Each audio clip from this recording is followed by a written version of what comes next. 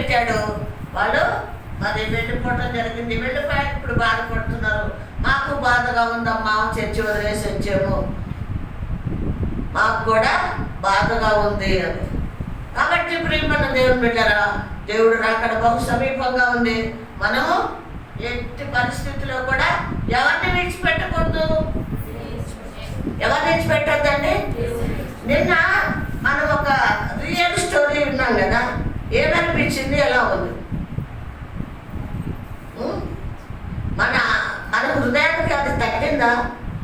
ఆ స్త్రీ వల్లే నేను ఉండాలి అని అనిపించిందా, లేకపోతే ఏదో లోకంలో స్టోరీలా అనిపించిందా మీకు?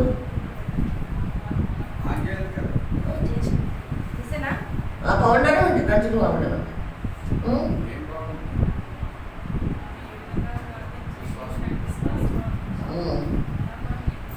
ఎవరు తోడుగా ఉన్నారా ఆమెకి?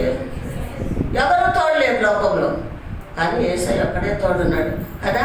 మనం కూడా మనం నేర్చుకోవాల్సింది ఏంటంటే, స్త్రీ కానీ పురుషుడు కానీ యేసయ్యే నాకు తోడు, నాకు లోకంలో ఎవరూ లేరు ప్రభువా అనేసి మన ప్రభు వైపు చూసి ఆ కన్నీళ్లు విడిచి ప్రార్థన చేయాలి బిడ్డలారా. ఆయన కనపడకుండా మనకి మేలు చేస్తాడు. హల్లెలూయా. లోకంలో మనుషులేమో కనపడతారు, యేసయ్య కనపడడు కదా. మంచిది, మరి చాలా టైం అయిపోతుంది, వాక్యంలోకి వెళ్ళిపోదాం. నిర్గమకాండ, పాత నిబంధన గ్రంథము నిర్గమకాండం తీయండి, 35వ అధ్యాయము. నిర్గమకాండము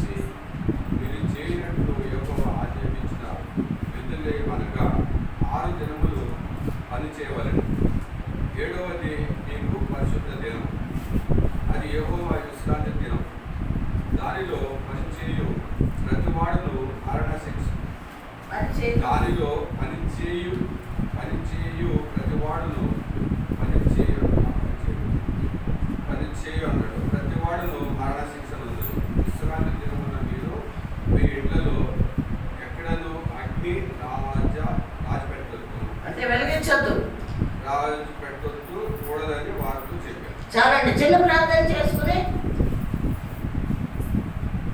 చిన్న ప్రార్థన. స్తోత్రం నైనా పరిశుద్ధుడా యేసయ్య, మీకే వందనాలు స్తోత్రాలు చెల్లిస్తున్నాను.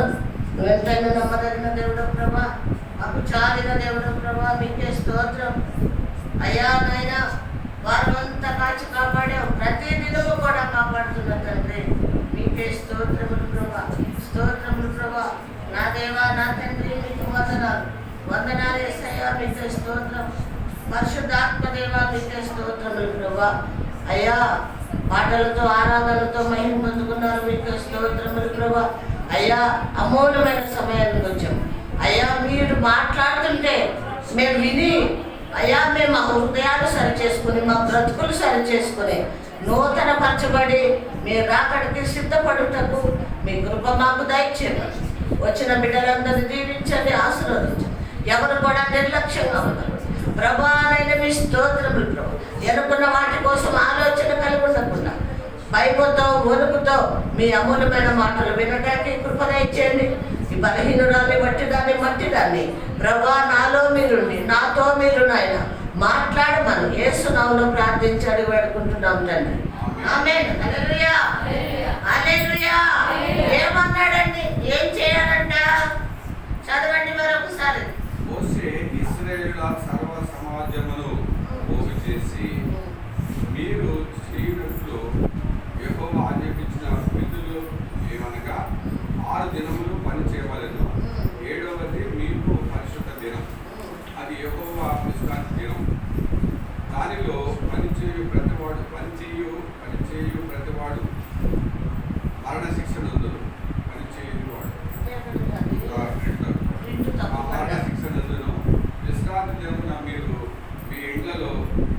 ఎక్కడనో అగ్ని రాజు పెట్టదు. చాలండి. ప్రియమైన దేవుని బిడ్డలారా, ఇక్కడ నేను మాట్లాడలేదు, దేవుడే మనతో మాట్లాడుతున్నాడు. దేవుడే మనతో మాట్లాడుతున్నాడు. 6 దినములు మీరు పని చేసుకోండి, 7వ దినము నాది విశ్రాంతి దినము. ఆ రోజు ఏం చేయొద్దు, పని చెయ్యొద్దు అన్నాడు. ఒకవేళ పని చేసిన వాడు మరణ శిక్షకి పాత్రుడు. ఉందా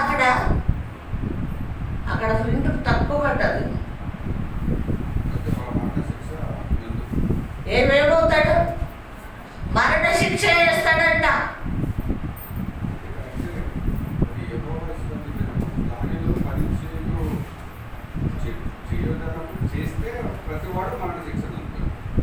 చెయ్యొద్దు అన్నాడు. ఒకవేళ మనము డబ్బుల కోసము ఇవాళ కూలిపోతుంది, లేదా భర్త మరి ఆటంకపరిచి రా నాతో పనికి ఇయ్యాలా, ఆదివారం అయితే అయింది, ఏమైందిలే రాని బలవంతం చేసి వెళితే ఏమొస్తుంది అంటున్నాడు? ఏమొస్తుందమ్మా? మరణ శిక్ష వస్తుంది. అర్థమవుతుందా? అది దేవుని దినమై ఉంది కాబట్టి దేవుని ఉగ్రత మన మీదకు వస్తుందని దేవుని వాక్యం తేటగా తెలియజేస్తుంది. అమ్మ మల్లేశ్వరి, నువ్వు ఇటు కొంచెం ఆంటీ ఎత్తే ఉంది కనబడుతుంది. మరణ శిక్ష అంటున్నాడు. ఆదివారం బయటకు పనికి వెళ్ళొద్దు, చెయ్యొద్దు పని, దేవుని మందిరానికి వచ్చి ఆరాధన చెయ్యాలి. ఏం లేకపోతే నువ్వు కాదని జీతానికి ఇష్టపడి అధికారికి లోబడి లేదు నేను వెళ్ళాలి నేను చెయ్యాలి అని నువ్వు వెళ్తే ఏమొస్తుందంట? మరణ శిక్ష వస్తుందని ఉందా కూడా లేదా? ఉంది. అదే నిర్గమకాండము 31వ అధ్యాయము 12వ వచనం చదవండి. మరియు యెహోవా మోషేతో ఇట్లనెను, నీవు ఇశ్రాయేలుతో నిజముగా మీరు నేను నియమించిన విశ్రాంతి దినములను ఆచరింపవలెను. మిమ్మును పరిశుద్ధపరచు యెహోవాను నేనే, తెలుసుకున్నట్లు అది మీ తరతరములకు నాకును మీకును గుర్తు అగును. ఏం చేయాలంటండి? పరిశుద్ధ స్థలమును మనము ఏం చేయాలి? పరిశుద్ధ దినాన్ని ఆచరించాలి. తరతరములు అని నియమించాడు ఆయన. ఎవరు? దేవుడే నియమించాడు. ఏం చేయాలని?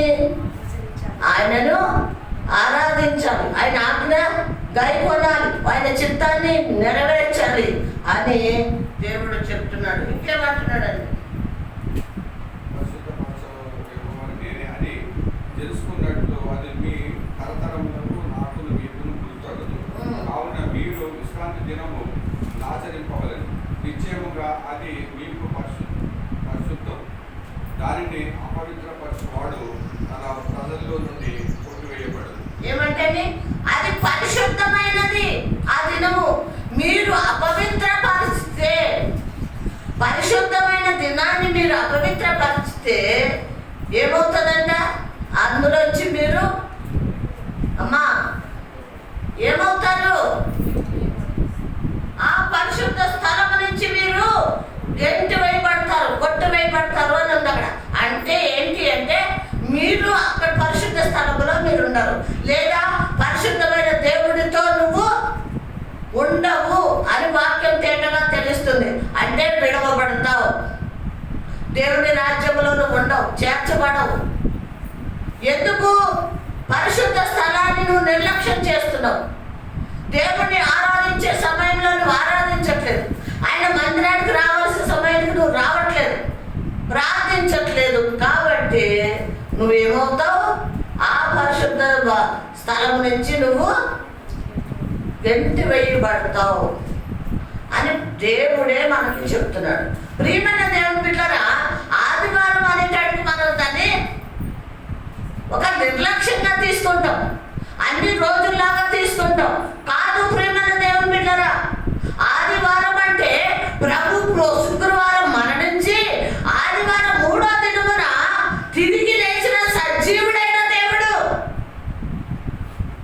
ముచ్చుండైన దేవుడు, బండనే చీల్చిన దేవుడైన. ఆదివారం అంటే పండగ దినము.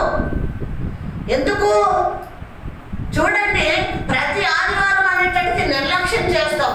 మరి పండగకి, గుడ్ ఫ్రైడేకి జాగ్రత్తగా పరిగెత్తుకొస్తాం.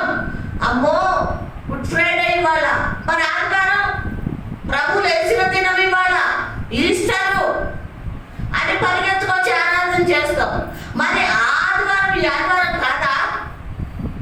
ఏమండి, అదే ఆదివారం కదా, అదే ఆరాధన కదా మనం ఆచరిస్తున్నాము. మరి ఎందుకు నిర్లక్ష్యం చేస్తున్నాం మనం? ఆదివారం అంటే ఒక పండుగ దినం మనకి. ప్రతి ఆదివారం పండుగ, ఒక ఈస్టరే కాదు. అర్థమవుతుందా? ప్రతి పునరుద్ధాన ఆదివారము మనకు ఒక పండగ దినము. ఎలాగ పండగ? మన కోసము మరణించి 3 రోజులు సమాధిలో ఉండి తిరిగి లేచి మన దగ్గరకు వచ్చాడు కాబట్టి మన తండ్రి మన పండగ చేసుకునే దినం. అర్థమవుతుందండి? అది పరిశుద్ధ దినము. మనము కూడా పరిశుద్ధంగా ప్రభుని ఆరాధించాలి, పరిశుద్ధమైన జీవితాన్ని జీవించాలి. అపవిత్రమైనది మనలో లేకుండా మనం చూసుకొని దాన్ని వదిలిపెట్టాలి, కడుక్కోవాలి, శుద్ధి చేసుకోవాలి, పరిశుద్ధపరచుకోవాలి. నీ హృదయంలో ఉన్నవన్నీ అలాగే ఉంచుకొని ఆదివారం తెల్ల బట్టలు వేసుకుని వస్తే కుదరదు. అర్థమవుతుందండి? పరిశుద్ధ స్థలం ఇది. ఆయన పరిశుద్ధుడు. నువ్వు అపవిత్రం చేస్తే నువ్వు అక్కడి నుంచి పోవలసిందే, బయటికి లోకంలోకి నువ్వు పోవలసిందే, విడవబడాలి. అక్కడ అగ్ని ఆరదు, పురుగు చావదు. 6 రోజులు పని చేసుకోమని చెప్పాడండి మనకి. ఒక్కరోజు అడిగాడు ఆయన. ఆజ్ఞ ఇది, నాకు ఇచ్చే విషయంలో ఆజ్ఞ. 10 వంతులు మీరు తీసుకోండి, నాకు 10 వంతులు ఇవ్వండి. 9 వంతులు మీరు తీసుకోండి, నాకు ఎంత ఇవ్వండి? 10వ వంతు ఇవ్వండి. ఆజ్ఞ అది, ఆజ్ఞ. ఆత్మతో సత్యముతో ఆరాధిస్తాము, ఆజ్ఞ. భయముతో భక్తితో కన్నీళ్లతో ప్రార్థన చేస్తావు, ఆజ్ఞ. ఆయన మాట వినటం, ఆయన మార్గంలో నడవటం, ఆజ్ఞ. ఇవన్నీ ఆజ్ఞలు బిడ్డలారా. కాబట్టి దేవుని మాట విన్న మనమందరం కూడా ఆ మాట చెప్పున నడుచుకోవాలి. మన ఇష్టానుసారంగా మనం నడుచుకున్నాం అనుకోండి, మనకి ఎక్కట్లేదు, వాక్యం ఎక్కట్లేదు బుర్రకి, దాన్ని ధ్యానించలేకపోతున్నాం, దాని ప్రకారం నడవలేకపోతున్నాం. ఏంటి నీ పరిస్థితి? ఏమవుతుంది చెప్పండి? ఆయన వచ్చేటప్పటికి నువ్వు సిద్ధపడవు, ఏమవుతావు? విడవబడతావు. అగ్ని ఆరదు, పురుగు చావదు. ప్రియమైన దేవుని బిడ్డలారా, దేవుడు మాట్లాడుతూ ఉన్నాడు. ఆ విధంగా మీరు ఉండటం నాకు ఇష్టం లేదు. మీరు మారాలి, మారాలి, మారాలి, పరిశుద్ధంగా జీవించాలి. నా పరిశుద్ధ మరి ఆలయంకు మీరు రావాలి అని ప్రభు నొక్కి ఒక్కలించి మనకి చెప్పుతూ ఉన్నాడు. బిడ్డలారా చూడండి, లూకా సువార్త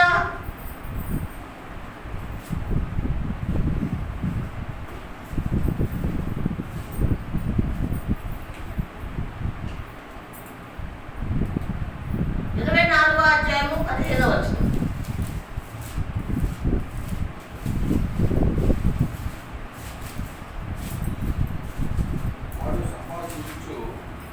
ఆలోచించుకుంటుండగా యేసు తానే దగ్గరికి వచ్చి వారితో కూడా నడిచి.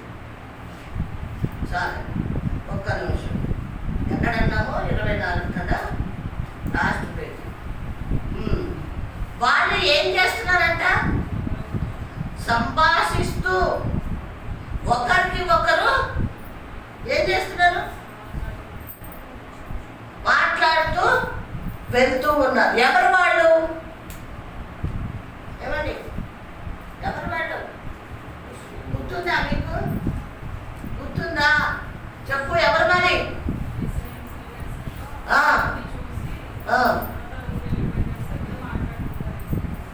వాళ్ళు? ఆయన శిష్యులు, ఆయనతో ఉన్నవాళ్ళు.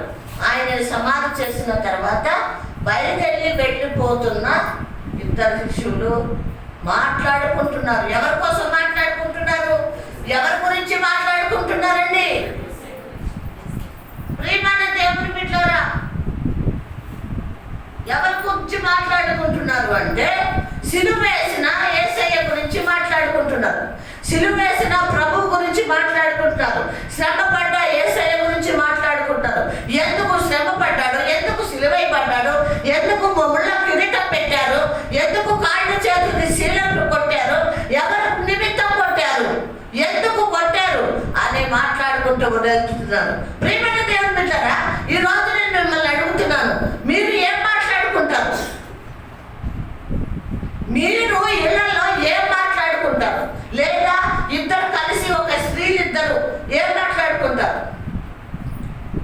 చెప్పండమ్మా, ఏం మాట్లాడుకుంటారు మీరు?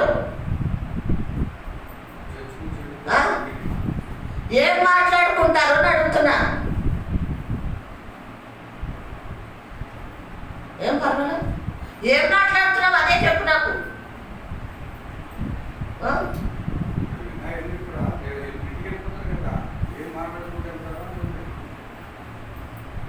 ఏం మాట్లాడుతున్నారు అట్లా అవుతుంది సుశీలమ్మ.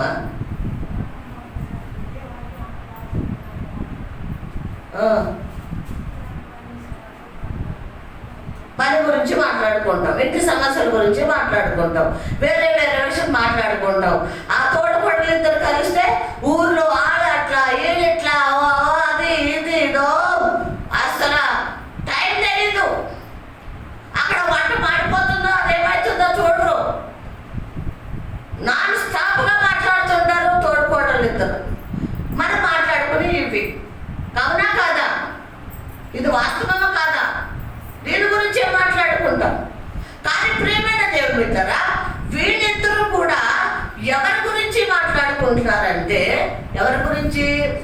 యేసయ్య గురించి మాట్లాడుకుంటున్నారు. చదవండి. ఇంకా సంభాషిస్తూ ఉన్నారు, ఆలోచిస్తూ ఉండగా యేసు తానే దగ్గరికి వచ్చి, హల్లెలూయా హల్లెలూయా. ప్రియమైన దేవుని బిడ్డలారా, జాగ్రత్తగా వినండి. ఆయన చనిపోయారు, సిలువలోంచి దేహాన్ని కిందకు దించారు, సమాధి పెట్లో పెట్టారు, పెట్టేశారు, దాన్ని పూజ చేశారు, వెళ్ళిపోతూ మాట్లాడుకుంటున్నారు వాళ్ళు. మరి వీళ్ళు సంభాషిస్తూ మాట్లాడుకుంటూ ఆలోచిస్తూ ఉన్నప్పుడు యేసయ్య ఎలా వచ్చాడు? అదేంటండి, 10 నిమిషాలు అవ్వలేదు సమాధిలో పెట్టి, పావు గంట పెట్టుకుందాం టైము. ఎలా వచ్చాడు ఆయన? చనిపోతే పెట్టారా సమాధిలో? బతుకుంటే పెట్టారా? చనిపోతే పెట్టారు. మరి చనిపోయిన ఆయన ఎట్లా వచ్చాడు? ఏమా? ప్రేమైన దేవుని బిడ్డలారా, ఆయన ఎప్పుడు కూడా సజీవుడే. దేవునికి మహిమ కలుగును గాక. ఆయన ఎప్పుడు సజీవుడే. ఎందుకు కొన్ని నిమిషాలు ఆయన ఆత్మ కొంచెం జరిగింది అంటే, పక్కకు వెళ్ళింది అంటే, ఎప్పుడు వరకు? సమాధిలో పెట్టే వరకు మనకి బుద్ధి రావటానికి, మనకి జ్ఞానం రావటానికి, మనం తెలుసుకుంటానికి, మనకి చెప్పటానికి ఆయన మరణించాడు. ఇక్కడ ఏం రాయబడుతుంది? వాళ్ళిద్దరూ మాట్లాడుకుంటూ ఆలోచిస్తూ ఉండగా ఎవరు వచ్చేసారంట? యేసయ్య వచ్చేసాడండి. దేవునికి మహిమ కలుగును గాక. హల్లెలూయా హల్లెలూయా.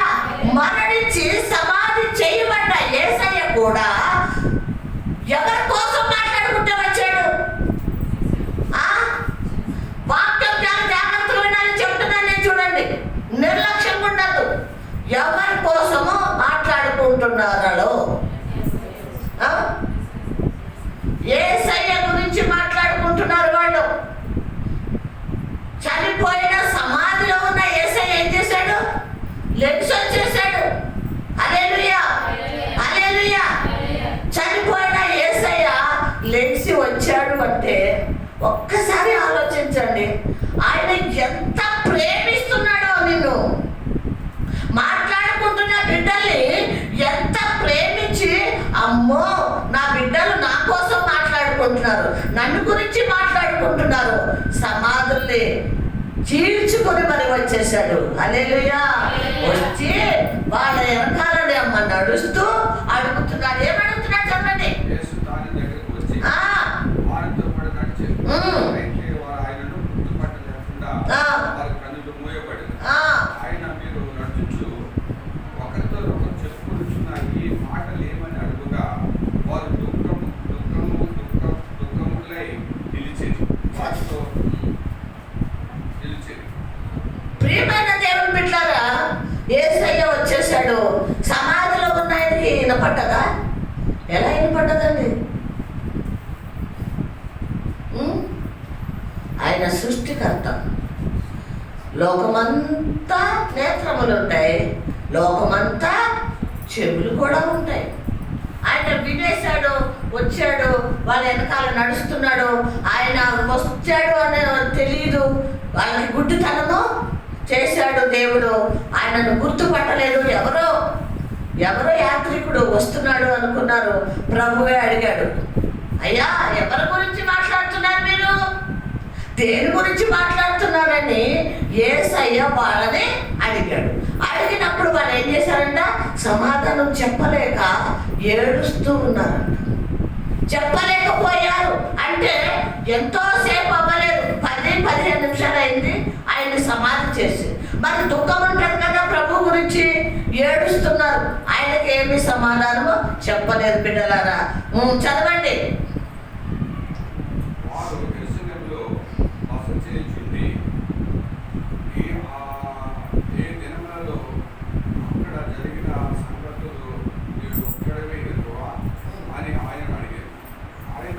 అవి ఏమని వారిని అడిగినప్పుడు వారు నజరేయుడైన యేసును కూర్చున్న సంగతులే. ఆయన దేవుని ఎదుటను ప్రజల ఎదుటను స్త్రీల్లోను పక్షుల్లోను శక్తి గల ప్రవక్తయే ఉండేది. మన ప్రధాన యాజకులను అధికారులను ఆయనను ఎలాగో మరణ శిక్షకు అప్పగించి శిలువ వేసిరో నీకు తెలియదా? ఇశ్రాయేలులను మోసింపబోచున్నాడు ఈయనే అని మీరు నిరీక్షించుచుంటివి. చాలండి. ప్రియమైన దేవుని బిడ్డలారా, ఏం జరిగింది చెప్పండి అంటే వాళ్ళు ఏడుస్తూ చెప్తున్నారు. యెరూషలేములో ఏం జరిగిందో నీకు తెలీదా?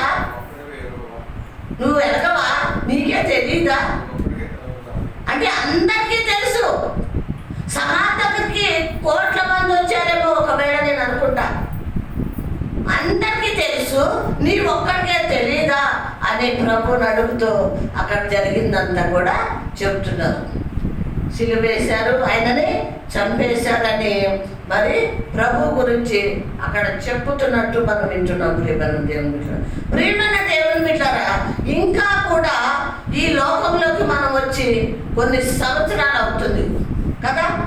తర్వాత దేవుడిని కొంతకాలం తర్వాత తెలుసుకున్నప్పటి నుంచి కూడా ఇప్పుడు వరకు కూడా ఎవరితో నడుస్తున్నాం, ఏం చేస్తున్నాం, ఎవరి గురించి మాట్లాడుతున్నాం, ఎవరి గురించి బ్రతుకుతున్నాం, ఎవరి కోసం నిరీక్షణతో ఎదురు చూస్తున్నాం అన్నది మనం జ్ఞాపకం చేసుకోవాలని దేవుడి పేరట మనం చేస్తున్నాం. బిడ్డలారా, దేవుడు అక్కడ బహు సమీపంగా ఉంది. ఇంకా ఇదే పని, వండుకున్నామా, తిన్నామా, పడుకున్నామా, లేచామా,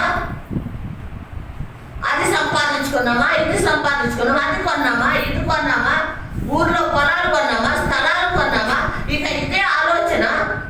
నువ్వు ఎంత కొన్నా, ఎంత సంపాదించినా, కోట్లు నువ్వు అక్కడ కూడబెట్టినా ఏది నీతో రాదు, ఏది నీతో రాదు అన్న సంగతి జ్ఞాపకం చేసుకోవాలని మనం చేస్తున్నాం. బిడ్డలారా, బ్రతుకు ఏం కావాలి?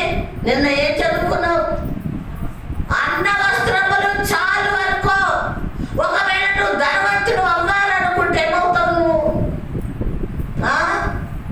ఏమవుతావు? నువ్వు దేవుని రాజ్యం చేరవు బిడ్డ. ధనవంతుడు కావాలి, ధనవంతుడు ధనవంతుడు ఇంకా కూడబెట్టాలి. కొంచెం కూడబెట్టాను, అందులో ఇంకా తప్పు ఉంది. పనికి వెళ్ళాలి, తేవాలి, బిజినెస్కి వెళ్ళాలి, తేవాలి. ఇలాగా మన మనసు తహతహలాడుతుంటుంది డబ్బు సంపాదిస్తుంది. అప్పుడు ఏమైపోతావో తెలుసా? పతనం అయిపోతుంది. ప్రియమైన దేవుని బిడ్డలారా, వీళ్ళిద్దరు దేవుని గురించే మాట్లాడుకుంటా వెళ్తున్నప్పుడు ప్రభు ఏం చేశాడు? ఆయన దగ్గరికి వచ్చి, ఏంటయ్యా ఎవరి గురించి మాట్లాడుతున్నారు మీరు అని వాళ్ళతో మాట్లాడటం మనం చూస్తున్నాం. ఆయన అడుగుతున్నారు, నీ ఒక్కడికే తెలియదా? యెరూషలేములో ఏం జరుగుతుందో నీకు ఒక్కడికే తెలియదా అని వాళ్ళు చెప్పటం మొదలు పెట్టారు. ఏమేమి జరిగినాయో ఆయనని సిలువేసి ఆయన కొట్టుకుంటా గొల్గొతా కొండకు తీసుకొచ్చే వరకు కూడా ఏం జరిగిందో మరి వాళ్ళు చెప్పారు. ప్రియమైన దేవుని బిడ్డలారా, మనం ఎవరి గురించి మాట్లాడుకుంటున్నాం, ఏం చేస్తున్నాం అన్నది మనం జ్ఞాపకం చేసుకోవాలని మనవి చేస్తున్నామని చూడండి. మలాకి గ్రంథము 3:16 చదవండి. మలాకి గ్రంథము 3:16. ప్రియమైన దేవుని బిడ్డలారా, కంటిన్యూగా ఉపవాస ప్రార్థనకు వచ్చి కూడా అనుకుంటారు, అరే నిన్న పాస్టర్ మీ వాక్యం చెప్పింది కదా, ఈ రిఫరెన్స్ మళ్ళీ తీయమంటుంది ఏంటి అని మీరు అనుకుంటారని నాకు అర్థమైంది. ప్రియమైన దేవుని బిడ్డలారా, చికెన్ బిర్యానీ వండుకున్నాం. ఏమనుకున్నాం? చికెన్ బిర్యానీ వండుకున్నాం. ఆ రోజు మనుషులు ఎక్కువ అయ్యారా లేకపోతే తక్కువ వండామో తెలీదు. తృప్తిగా లేదు. తృప్తిగా లేదంటే ఏంటి? సరిపోలేదు, మనసుకి తృప్తి లేదు. అబ్బా సరిపోలేదే, మళ్ళీ వండుకుంటే బాగుండు, మళ్ళీ తింటే బాగుండు అనుకుంటామా? అనుకో. అలాగే ప్రేమల దేవుని బిడ్డరా, నిన్న మొన్న ఈ వాక్యం చెప్పింది నేను మొన్న కదా, కానీ నాకు ఎందుకో ఎత్తుగా ఉంది, తృప్తి అనిపించలేదు. వాక్యము తృప్తి అనిపించలేదు నాకు. చెప్పుతుంది నేనే, కానీ వింటుంది కూడా నేనే, కాబట్టి నాకు వినడానికి తృప్తి అనిపించలేదు. లేదు, దీన్ని మళ్ళీ రిపీట్ చేయాలి, ఆదివారం రిపీట్ చేయాలి, అందరూ వస్తారు కాబట్టి వాళ్ళు కూడా వింటారు అని మళ్ళీ కూడా దీన్ని తీసుకుంటాం జరిగింది. బిడ్డలా, ప్రియమైన దేవుని బిడ్డలారా, తృప్తిగా వాక్యాన్ని తినాలి. తృప్తిగా ఏం తినాలి? వాక్యాన్ని తినాలి. పానీయము తాగాలి, అంటే పరిశుద్ధాత్మతో నింపబడాలి. ప్రతి విషయంలో తృప్తి ఉండాలి. ఏం చెప్పి ఏదో చెప్పిందిలే పాస్తమ్మ అన్నట్టుగా ఉంటే మన జీవితాలు మారవు. తీసారా? చదవండి.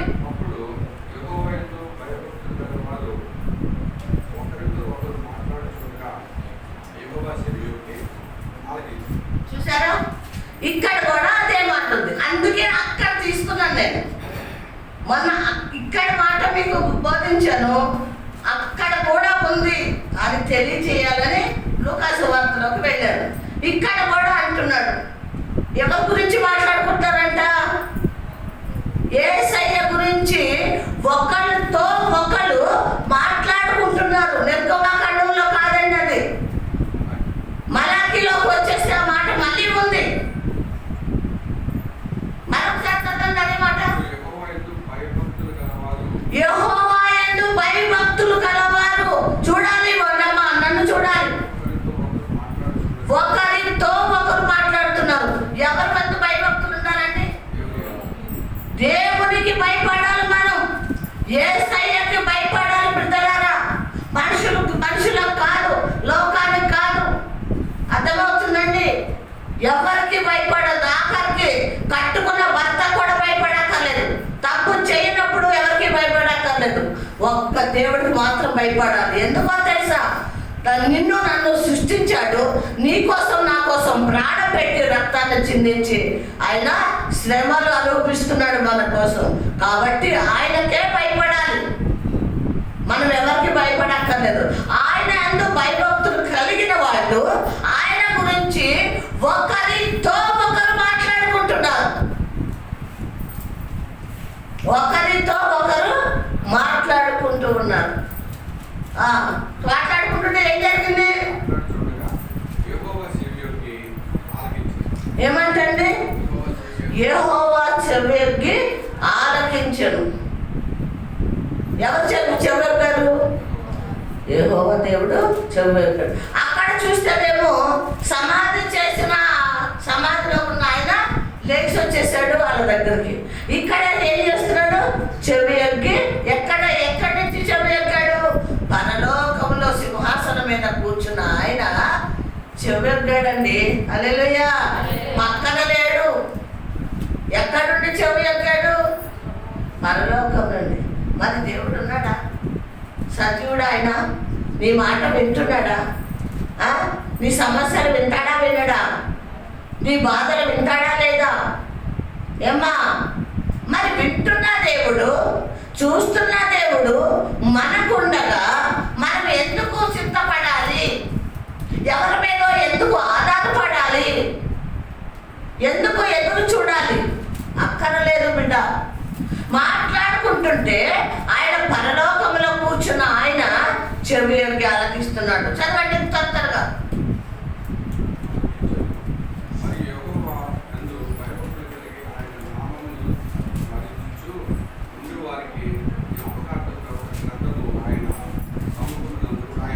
చాలండి.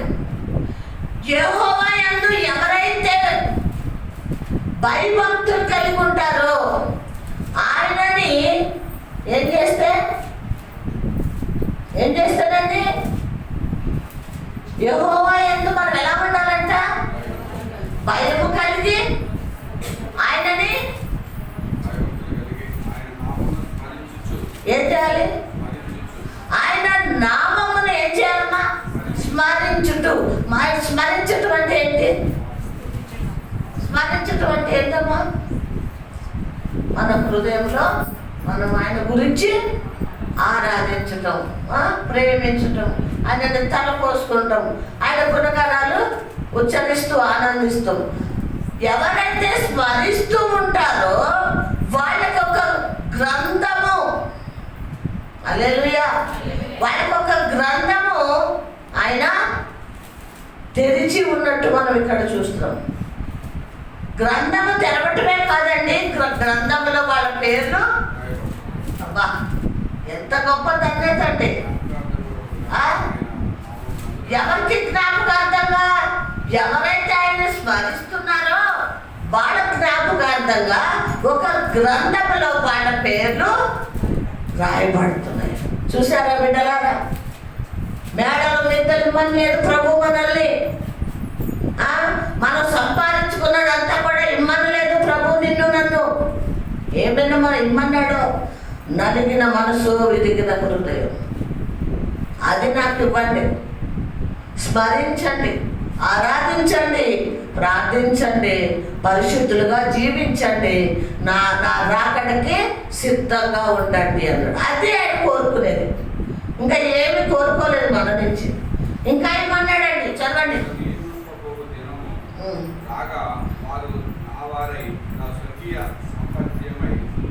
ఏమంటండి? ఏ దినం అంటది? నియమింపబడిన దినము రాగా వచ్చినప్పుడు ఎవరైతే ఆయనని భయభక్తులతో ఉంటారో వాళ్ళని ఏమంటున్నాడు? వాళ్ళు నా వారై ఉన్నారు, నా బిడ్డలై ఉన్నారు. స్వకీయ ఉందురు. సొంతంగా సంపాదన కూడా వాళ్ళదై ఉంది. అంటే ఈయనకు ఉన్నదంతా కూడా వాళ్ళకి ఇస్తాడంట. స్వకీయ అంటే సొంతము, నా సొంతము. ఎవరు? నా బిడ్డలు నా సొంతం అంటున్నాడు ఆయన.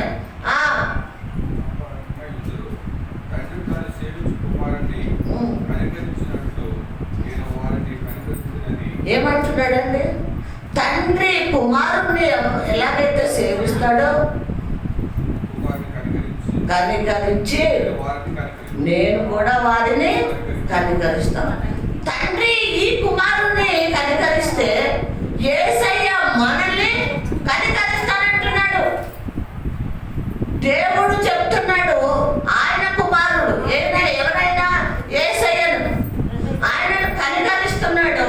ఆయన అంటున్నాడు తండ్రి కుమారుని ఎలా కనికరిస్తున్నాడో మిమ్మల్ని నేను కూడా కనికరిస్తాను. అంటే యేసయ్య మనల్ని కనికరిస్తానంటున్నాడు. ఎప్పుడు?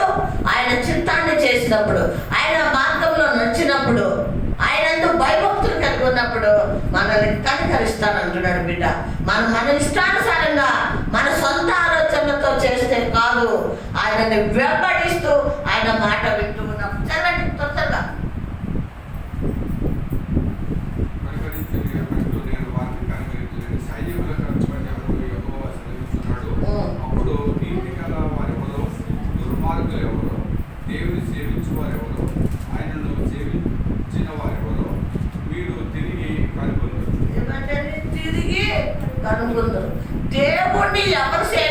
ఉన్నారో దేవుణ్ణి నీతి గలవారు ఎవరో, దుర్మార్గులు ఎవరో, దేవుని సేవించువారు ఎవరో, నీతి గల వాళ్ళు ఎవరో దుర్మార్గులు ఎవరో మీరు తిరిగి కనుగొండి. సేవించువారు ఎవరో, ఆయనను సేవించువారు ఎవరో, తిరిగి కనుగొండి అంటే చూడండి ఎవరు దుర్మార్గులో ఎవరు నీతివంతులు. ప్రియమైన దేవుని బిడ్డలారా, ఇక్కడ దేవుడు మనతో మాట్లాడుతున్నాడు. నీతివంతులు ఎవరు, దుర్మార్గులు ఎవరు తిరిగి మీరు కనుగొండి, తెలుసుకోండి. ప్రేమన దేవుని బిడ్డలారా, ఆ మాట మన హృదయంలో కూర్చుకోవాలి. బాధ కలగాలి, భయం కలగాలి. అయ్యో నేను నీతిగా జీవిస్తున్నానా లేదా, లేకపోతే నాలో దుర్మార్గత ఏమన్నా ఉందా అని మనం పరిశోధించుకోవాలి. చదవండి. ఎలాగనగా దీవింపబడిన దినము వచ్చుచున్నది.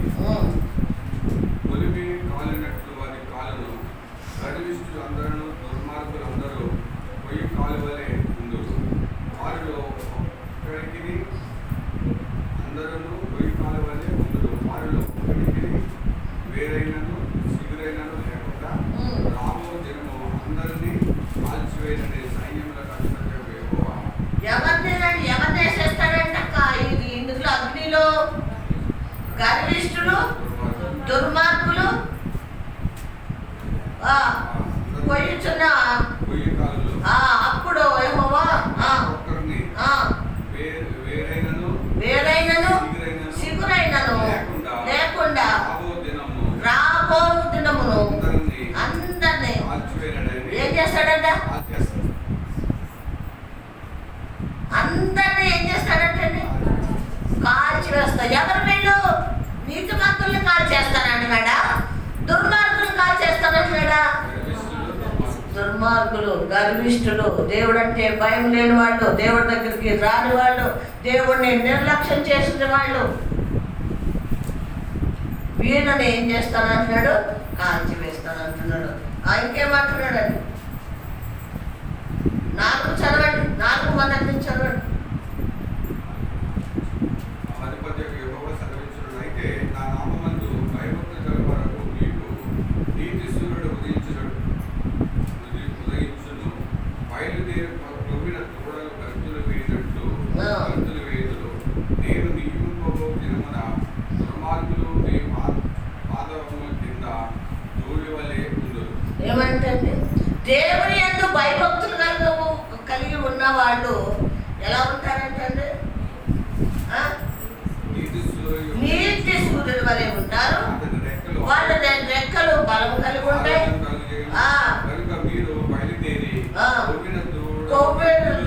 దూడ గంతులు వేయినట్లు మీరు కూడా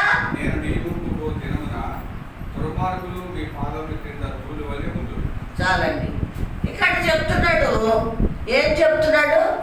మీరు నీతి సూర్యుడు వలె ఉంటారు. మీరు మీ భుజాలు ఏమవుతాయంట? ఏం పొందుకుంటాయి? బలము పొందుకుంటాయి అన్నాడు. తర్వాత మీరు కొవ్విన దూడ వలె గంతులు వేస్తారు అన్నాడు. దుర్మార్గులందరూ నీ పాదముల కింద ధూళి అయి మీరే వాటిని తొక్కుతారు అన్నాడు. ప్రియమైన దేవుని బిడ్డలారా, దేవుని బిడ్డలుగా ఉంటే దేవుడు ఎంతగానో మహిమపరుస్తాడండి. ఏమన్నాడు? ఎలా ఉంచుతాడంట? నీతి సూర్యుడు వలె ఉంచుతాడు. నీతి సూర్యుడు అంటే ఎవరు?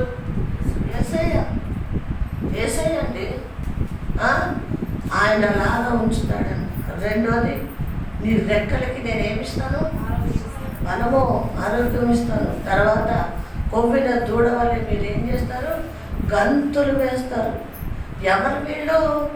నీతివంతులుగా జీవించేవారు, దేవుని చిత్తం నెరవేర్చేవారు, దేవుని యందు భయభక్తులు కలిగి ఉండేవారు, దేవుడు మాట వినేవాళ్ళు ఈ విధంగా ఉంటారు అని ప్రభు చెప్తున్నాడు. కాబట్టి ప్రియమైన దేవుని బిడ్డలారా, దేవుడు మరి ఇన్ని విషయాలు మనకి చెప్తున్నాడు. అక్కడ 2 విషయాలు నాకు ఇష్టమైనగా నేను ఇష్టపడ్డాను. వాడు మాట్లాడుకుంటూ వెళ్తే ఆయన వచ్చి ఏం మాట్లాడుతున్నారు, ఎవరి గురించి మాట్లాడుతున్నారు అని అడిగాడు ప్రభు. రెండోది, ఇక్కడికి వీళ్ళిద్దరూ మాట్లాడుకుంటుంటే, ఒకళ్ళతో ఒకళ్ళు మాట్లాడుకుంటే ఆయన చెవికి ఆయన ఆలకించాడు. కాబట్టి మరి ఆలకిస్తాడు ప్రభు అని మనం జ్ఞాపకం చేసుకొని భయభక్తులు కలిగి ఏం మాట్లాడుతున్నాం, ఎలా ఉంటున్నాము, ఎలా ఉండి ఎవరి గురించి మాట్లాడుతున్నాం? దేవుని గురించి మాట్లాడుతున్నావా? లోకములో ఉన్న వాళ్ళ గురించి మాట్లాడుతున్నావా? వ్యర్థంగా మాట్లాడుతున్నావా? విస్తారంగా మాట్లాడుతున్నావా? జాగ్రత్త. ఆయన చెవికి ఆలకించే దేవుడుగా ఉన్నాడు. భయభక్తులు కలిగి ఉందాం, దేవుని మాటలకి లోపడదాం, ఆయన చిత్తాన్ని నెరవేర్దాం. పిల్లలారా, ఆయన్ని మనం ఆరాధించే వారంగా, ప్రార్థించే వారంగా, ఆయన కొనియాడే వారంగా ఉన్నప్పుడు నీతి సూర్యుల వలె మనం ఉంచుతానంటున్నాడు. కాబట్టి ప్రియమైన దేవుని బిడ్డలారా, ఇది అంచె దినాలు, దేవుడు రాకడ దినాలు. కాబట్టి మనం సిద్ధపడాలి. ముందుగా చదువుకున్నాం కదా, మూలవాక్యం ఏంటి? ఏం చెప్పాడు మోషే? ఏం చెప్పాడు? పోగు చేసి 6 దినములు పని చేసుకోండి, 7వ రోజు ఎక్కడికి రండి? దేవుడి ఆలయం దగ్గరికి రండి. ఒకవేళ రాకపోతే వాళ్ళకి ఏమవుతుంది? మరణ శిక్ష వేస్తాడంట. మరణ శిక్ష వేస్తాడంట. కాబట్టి ప్రియమైన దేవుని బిడ్డలారా, మరి కింద ఇంకా చాలా జానించవచ్చు పాత నిబంధన. కానీ మళ్ళీ ఏమన్నాడో తెలుసా? విశ్రాంతి దినాన పొయ్యి వెలిగించొద్దు, అంటే ఏ పని చెయ్యొద్దు. ఉదయకాలం లెగిసావా, సిద్ధపడ్డావా, మందిరానికి వచ్చి ప్రార్థనలో ఉండాలి. అది దేవుని చిత్తం. ఆరాధించాలి, అది దేవుని చిత్తం. ఆయన్ని మహింపరచాలి, అది దేవుని చిత్తం. అర్థమవుతుందా? కాబట్టి దేవుని మాటలు విందాం, దేవుడు రాకడలో సిద్ధపడదాం.